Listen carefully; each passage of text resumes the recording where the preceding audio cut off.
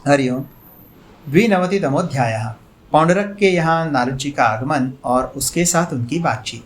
वैशंपायन जी कहते हैं, जन्मेजय, तदनंतर संपूर्ण लोकों के ज्ञाता मुनिश्रेष्ठ नारद कैलाश शिखर से निकलकर पौंडरक के नगर की ओर चल दिए। आकाश से उतरकर द्वारपाल से राजाज्ञा प्राप्त करके उन्होंने राजा के उत्तम भवन में प्रवेश किया और वे उस नरश्रेष्ठ पौंडरक से मिले। राजा से अर्घ्य आदि आतिथ्य सत्कार पाकर वे महामुनि सुंदर वस्त्र बिछे हुए शुभ्र आसन पर विराजमान हुए। तत्पश्चात बल के घमंड में भरे हुए राजा पौंडरक ने पहले तो मुनिश्रेष्ठ नारद से कुशल समाचार पूछा, फिर इस प्रकार कहना आरंभ किया। विप्रवर, आप सर्वत्र कुशल हैं, समस्त कार्यों में पंडित हैं। देवताओं, सिद्धों और महात्मा गंधर्वों में आपकी ख्याति है। आप बिना किसी बाधा के सर्वत्र जा सकते हैं। सदा सब जगह आपकी पहुंच है। इस ब्रह्मांड में कोई भी स्थान आपके लिए अगम्य नहीं है। नारद जी, ये तो बताइए, आप जहाँ जहाँ गए हैं वहाँ वहाँ यह तपसिद्ध और लोक में विख्यात बलशाली पौंडरक ही वासुदेव नाम से विख्यात है ना? मैं ही शारंगधारी, चक्रपाणी, गदाधर और शारंग धनुर्धर हूँ। तलवार और तरकस लेकर कवच धारण करके अनेकानेक राजसिंहों पर विजय पाने वाला मैं ही हूँ।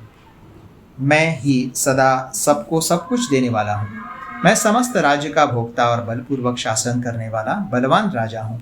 शत्रु सैनिकों के लिए अजेय तथा स्वजनों का रक्षक हूँ। आजकल जो वो गोप वासुदेव नाम से विख्यात हो रहा है, उसमें इतना बल और पराक्रम नहीं है जिससे वो मेरा नाम धारण कर सके। वो ग्वाला अज्ञानवश व्यर्थ ही मेरा नाम धारण करता है। विप्रवर, आप निश्चित रूप से यह जान लीजिए कि मैं उस बलवान यादव को जीतकर अकेला ही इस जगत में वासुदेव रहूंगा। समस्त वृष्णिवंशियों को बलपूर्वक पराजित करके श्री कृष्ण की निवास भूता द्वारकापुरी को नष्ट कर डालूंगा। महामते, मैं स्वयं तो युद्ध करूंगा ही, ये समस्त बलवान राजा भी मेरी ओर से युद्ध के लिए आए हैं। मेरे पास बहुत से वेगशाली अश्व हैं, वायु के समान वेगशाली रथ हैं, सहस्त्रों मत वाले ऊंट और लाखों मत हाथी है। इस विशाल सेना के साथ रणभूमि में मैं श्री कृष्ण का वध कर डालूंगा। विप्रवर, ब्राह्मण, आप प्रत्येक नगर में मेरे लिए सदा ऐसी ही बात कहें। नारद बाबा, इस समय इंद्र के समक्ष भी आपको सदा मेरे बल पराक्रम की ही बात करनी चाहिए। विभो, तपोधन, यही मेरी प्रार्थना है। मैं आपको नमस्कार करता हूँ। नारद जी ने कहा, नरेश्वर, जहाँ तक ब्रह्मांड की स्थिति है, मैं सदा सर्वत्र जा सकता हूँ। किसी भी पुरुष को अपने समस्त कार्यों के लिए मेरी शरण लेनी चाहिए। सर्वत्र जाने की कला में तो मैं आचार्य ही हूँ। राजन, नृपश्रेष्ठ, तुम जैसा चाहते हो वैसी बात कहने का उत्साह मैं कैसे कर सकता हूँ? जब तक बंधु बांधवों सहित समस्त दुष्टों का वध करके सर्वत्र जा सकने वाले सर्वव्यापी देव देवेश्वर चक्रपाणी जनार्दन इस पृथ्वी का शासन कर रहे हैं, तब तक उन श्रीहरि के रहते हुए दूसरा कौन वासुदेव कहला सकता है? सूर्य किरणों से प्रकाशित होने वाले द्युलोक और भूलोक पर जब तक श्री कृष्ण का शासन चल रहा है, तब तक कौन मनुष्य ऐसी बात कह सकता है कि पौंडरक वासुदेव है?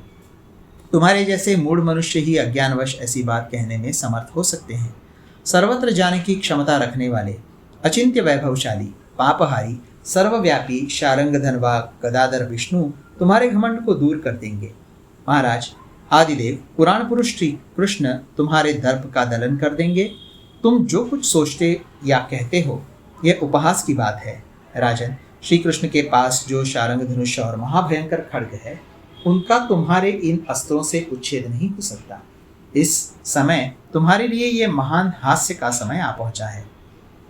इस समय तुम्हारे लिए महान रास का समय आ पहुंचा है।